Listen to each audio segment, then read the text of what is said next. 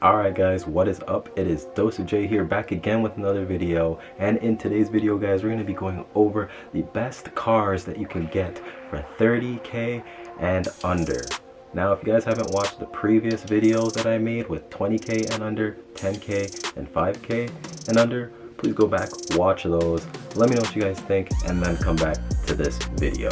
Now I've been doing this series just so I can give each and every one of you that are in different price ranges a couple cars that you should look into getting if you are looking to buy something in the used car market or even the new car market. I cannot fit every single car in these lists, so I'm definitely gonna have to make, a part 2 of each, or some extra videos. And also remember, the prices depend on where you live. Before we start, hit that subscribe button and leave a like on this video, and let's go ahead and get straight into this list. Alright, so for the first car on this list, I'm gonna have to go with the Ford Mustang. Now, if it's the brand new ones, you're not gonna get a Mustang GT. There's just no way you're gonna get it for under 30k, but you can get the EcoBoost version, which isn't that bad, around 300 horsepower. But even though you can't get the newest, the latest gen GT, you can get the previous or older gen Mustang GTs. Just like a lot of cars right now, they are going up in price, even the old ones. So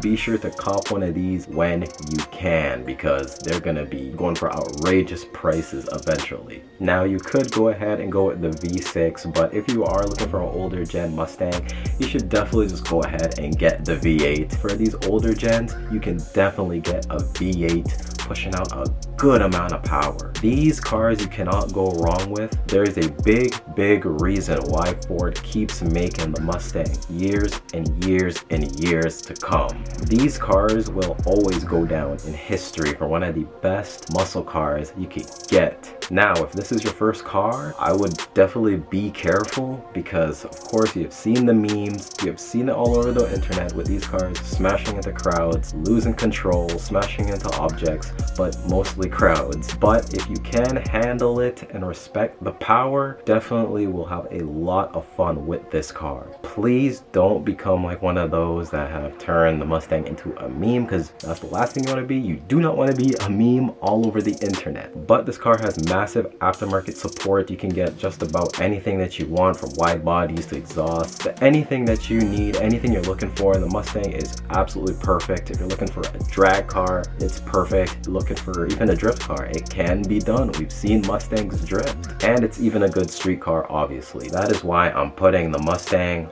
on this list. Alright, so for the next car on this list, I'm definitely gonna have to go with the Honda S2000. This car you all know and love. It is from the Fast and Furious franchise. That's where it got super famous off of. This car is an inline 4 dual overhead cam, making 240 horsepower and 153 pound-feet of torque, which I know it doesn't sound like much, but for a Honda, this is probably one of the highest horsepowers from a stock car. And what's so special about the Honda S2000? But this thing revving for over like 8,000, 9,000 RPMs, which is absolutely absurd, and it's absolutely super fun. For anybody that has driven a Honda, you know how fun they are at that higher RPM level, and just hearing that VTEC scream and hear that VTEC crossover is just such a beautiful feeling. The Honda S2000s are just going up in price. Before, you used to get them for 15k and under, or even under 20k. Now they're like right up there with $30,000. So definitely grab one of these while you can, because these are another version of car that is just going up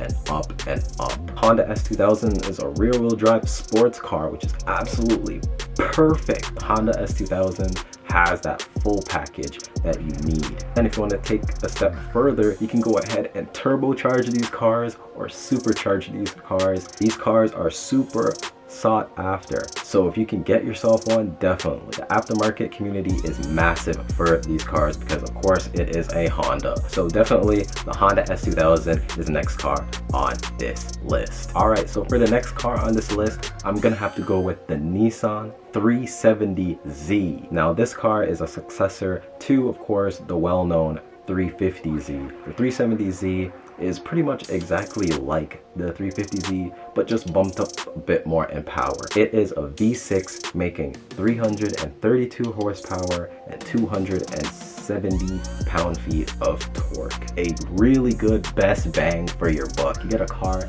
that's making pretty much 330 horsepower. For most of the cars in this price range, you're not even gonna get like close to that much horsepower and torque. So it's a very good option to go with. Now, just like the 350Z, it's pretty bulletproof for what it is. Not really too much problems on this platform. It's just, of course, it's NA, so making power isn't really easy unless you turbocharge or supercharge this car, which can be super pricey. If you look up a twin turbo kit for this car, it is almost like 10K, if not 10K. But other than that, this car is perfect for everything that you need. I said it before and I'll say it again. The Z generation of cars are pretty much the modern day 240 SX. Now, modifications, you can do a lot of stuff. And the best thing about this car is that you can fit some wide, and I mean wide tires on the stock body car. You cannot go wrong with a 370Z, I'll tell you that. Now for the next car on this list is probably the best car overall that you're gonna get for under 30K in my opinion, and that is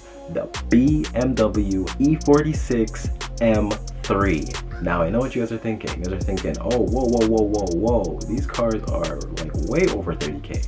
They are not. You'd be surprised. I actually found a few for 18K, some in the 20K, some right at 30, and then of course for like mint low kilometers, it's definitely gonna be way over 30K for these cars. That's for sure. But you can get a good, decent M3 for under 30K. These cars right here are the best bang for your buck money can get. It's a BMW. You're getting quality at its finest with the power to match. This car is an inline six making anywhere from about 338 to 355 horsepower. These cars are super sought after and they are collectibles now. So people are like getting them and stashing them away. And the fact that this car can still gap a lot of cars that's on the market today for being made back in like 2006, 2008. The aftermarket community for this car is pretty good. This car definitely 100% is not a first car type of car to get. I repeat, it is not a first car. Please do not get this as your first car. The M3, this is gonna drive your insurance sky high. But for those people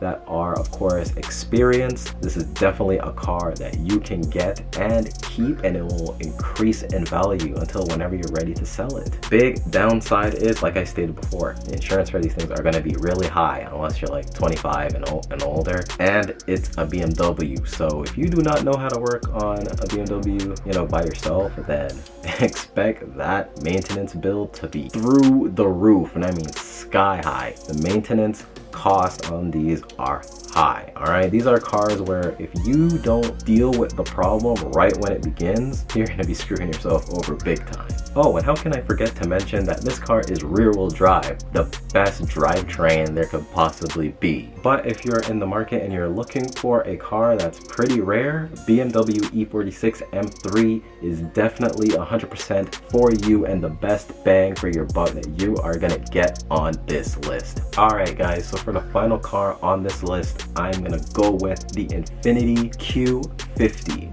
Now this car is a beautiful and great choice for someone that wants something a little bit different, not too common, and something that has a good amount of power. Now the Q50 is a 7-speed shiftable automatic that's a V6 making 300 horsepower and 295 pound-feet of torque. There are tons of nice, clean, done-up Q50s that look so good, and I'm telling you, if you go with this car, you will have a great time. It has plenty of power to have fun day to day, and it's one of those that's really on the rise. I've noticed a lot of people are starting to gravitate to these cars and really seeing, you know, how they get down. The aftermarket support for these cars are pretty big. There's a lot of stuff that you can do. It's a really OEM plus type of car, which I personally find those the most amusing. And it's an Infinity, so you're gonna get that nice little luxury and comfortability. And not only that, it has a pretty good MPG around like 23, so actually pretty decent. You get a lot of power and you can get a pretty decent fuel economy with it. Now I would say the biggest downside to the Q50 is the fact that it only comes in automatic, which of course automatic is not a bad thing, so don't think I'm against automatic. Not having a manual option kind of sucks, but the automatic version isn't bad. It's very good and pretty responsive for what it is. Isn't the best thing out there, but it is pretty good and it does its job and does it pretty well. I haven't really heard anything too bad about these cars, like trouble wise. Anyway guys, that is pretty much it for this video. Let me know what other video you guys would like to do. I can do best all-wheel drive cars, best rear-wheel drive cars. There's a wide variety of cars that I can do. But until the next one guys, please be sure to subscribe, leave a like on this video, and I'll see you guys in the next one. And I hope that you guys have a great Christmas holiday also. But anyway guys, I'll catch you guys in the next one. Peace out, stay humble, stay blessed, peace.